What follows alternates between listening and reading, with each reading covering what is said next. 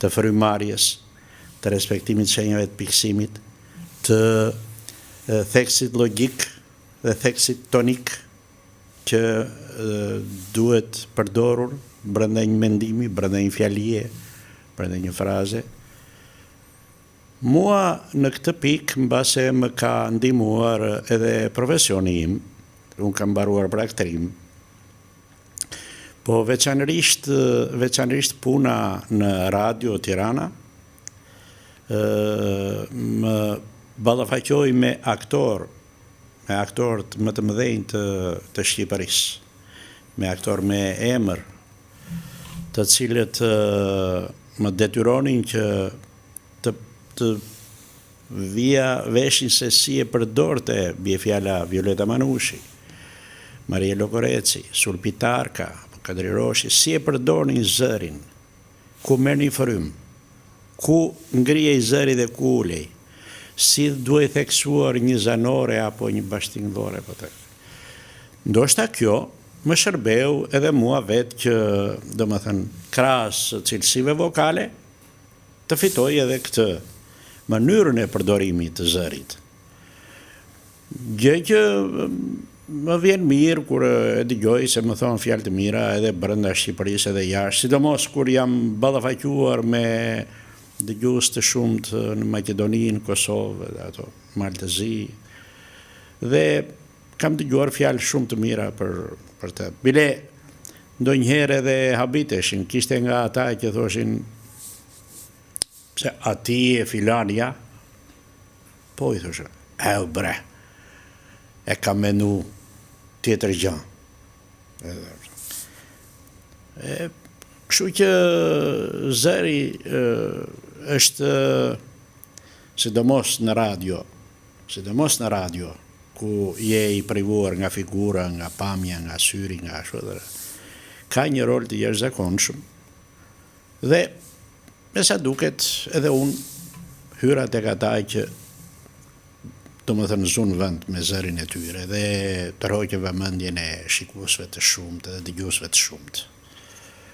Kështu që tek ata fus edhe juve që më keni ftuar edhe faleminderit shumë edhe për fjalët e mira që më thatë. Mua është kënaqësi dhe privilegj i nderuar zoti Aliu.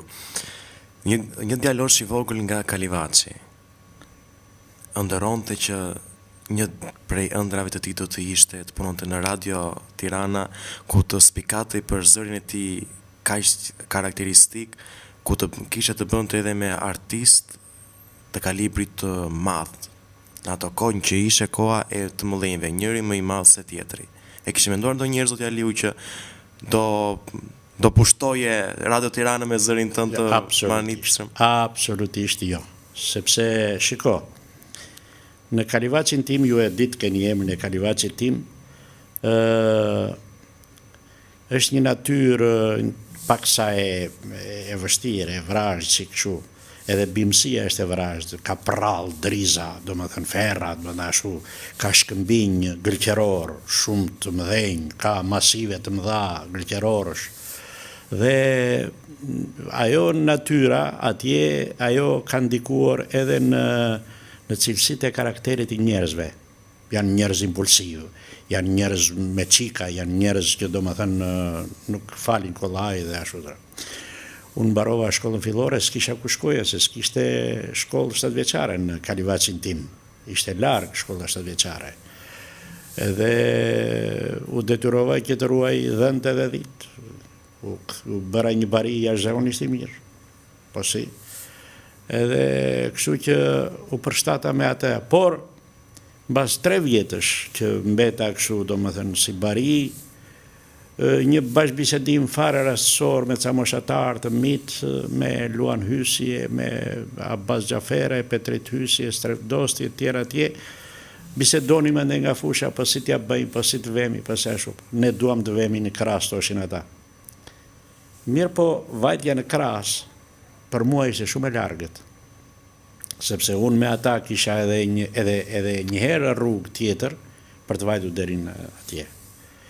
Po e bisedova me një kushëririn tim, me Avdo Takën, dhe ram në një mendje që të bashkohemi me ata, moshatarët tanë, nga ajo lagja e Bozanajve dhe të fillojmë shkollën 7-vjeçare në Kras. Në Kras vazhduam për 3 vjet. Nuk ishim keq me mësime, ishim mirë, bile ishim ndër ata më të mirë, bile ashtu. Ekselent, siç Ishim quhen mirë. Nuk, jo për të rahur gjoksin, po mirë ishim.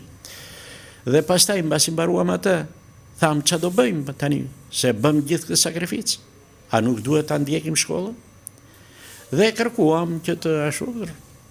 Mua më dhan një shkollë të mesme në Prenjas të Librazhdit, për gjeologji minierash.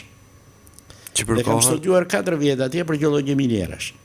Dhe mbasi mbarova atje, pastaj më syrdisën në Mardanesh, në Batër të Mardaneshit, atje ku bisedoj me arinjt, dhe me ketrat, dhe me ashtu, sepse ishte mal i lartë shumë ashtu. Atje ku 6 muaj nuk shifje gjë tjetër veç se borë, ashtu. Dhe atje punova në minier, provova edhe vështirësitë e minierës, pash edhe heroizmin e atyre njerëzve që punonin atje në tokë dhe që nxjerrin bukën me sakrifica të jashtëzakonshme.